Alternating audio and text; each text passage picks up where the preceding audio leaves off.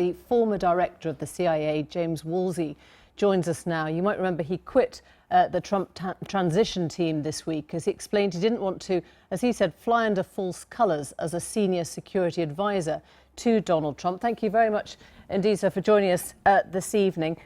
Had you read that report before it was released to us, and do you agree broadly with what it says? No, I hadn't read it before it was released. I still have to read it.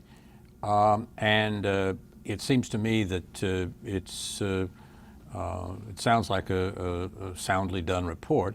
It, from what we hear, makes several points. One is that the Russian effort is wide-reaching, and that is certainly true. The Russians call what they do disinformation, disinformatia, otherwise known as lying. And they target institutions in the West or any institutions in countries that they are concerned about or interested in. They've been doing this since the 1940s anyway, maybe the 1930s. And they've done it, of course, until very recently without using cyber, but using all sorts of other devices, forged documents, doctored photographs, etc. Hundreds and hundreds of people, actually thousands of people, work on this, according to defectors who got into it in some detail. So that apparently is confirmed by the report, and I think it's good and sound for Americans and the rest of us also to understand that the Russians operate this way, that they've operated this way for many years, and they're not going to change under Putin.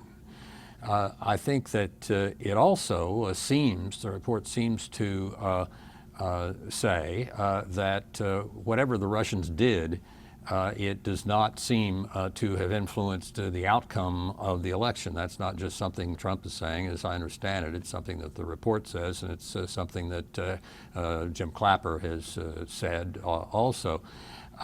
They would have needed to do that. I think they would have needed to have gotten into the voting machine and counting process.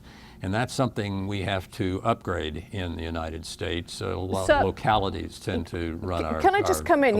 Yes. You've said this is good and sound, and yet we know that Donald Trump has refused to believe it had any effect on the election outcome. What do you read into that? Well, no one else I know has charged that it has had an effect on the outcome. I don't believe either the intelligence organizations or the FBI or indeed anything I've read here suggests that there was any effect. It is something that one needs to fix, because if it's not fixed, if the voting machines aren't perfect, there could be an effect someday.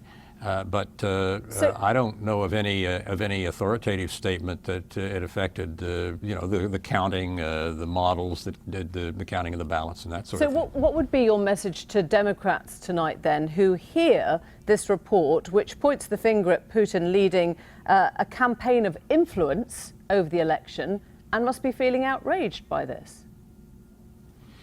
Well, I would think that all Americans, Democrats and Republicans, ought to, if not be outraged, somewhere between outraged and highly concerned, that the Russians, by continuing to do what they've done for decades and doing it with advanced technology, could have an effect the next time, a real effect, not just a theoretical one, on the outcome of elections, Britain's elections, our elections, other elections. We need to get in control of our own systems, and we need to find ways to counter what the Russians are doing. We can't let this just ride along. But can I gently suggest that some may hear that as rather naive? We understand there were reports of senior Russian officials celebrating a Trump victory.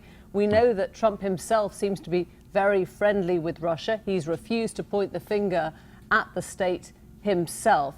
What more evidence do you need that this is Russian influence working on American politics? If the Russians had real elections and there were one, say, between Gorbachev and Putin, you'd probably have a lot of celebrations in the U.S. and Britain and in the West that Gorbachev had won. even if we had not gotten involved in doing any of the kinds of things that the Russians do with respect to interfering with voting and so forth. I think one of the things you're seeing here is that Americans come slowly as a nation to taking effective efforts at opposing and fighting something that is challenging them. And we're still in the beginning stages of this. You remember that Churchill said the Americans always do the right thing, but unfortunately only after they've exhausted all other possibilities. You need to realize that we're exhausting possibilities now. Well, and we give us a little bit of time. We'll, I think, organize things in such a way that we protect our balloting and help other countries protect theirs. But just take us inside the mindset, which you know so well, of senior intelligence chiefs, the CIA, who have heard their commander-in-chief reject the explanation that they have offered. What kind of relationship lies in store for Donald Trump and the CIA now? Well, they're big boys and girls, and they take a lot of criticism. It's very popular in the United States politically. If anything comes up that remotely deals with intelligence, to find some reason to criticize the CIA and the rest of American intelligence. Often.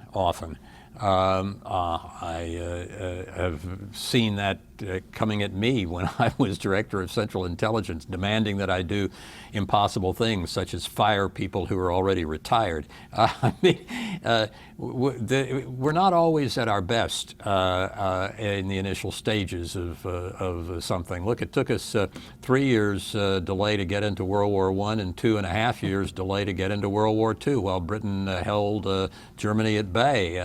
We sometimes don't respond as quickly as we should. James Woolsey, thank you very much indeed for your time. Thank you.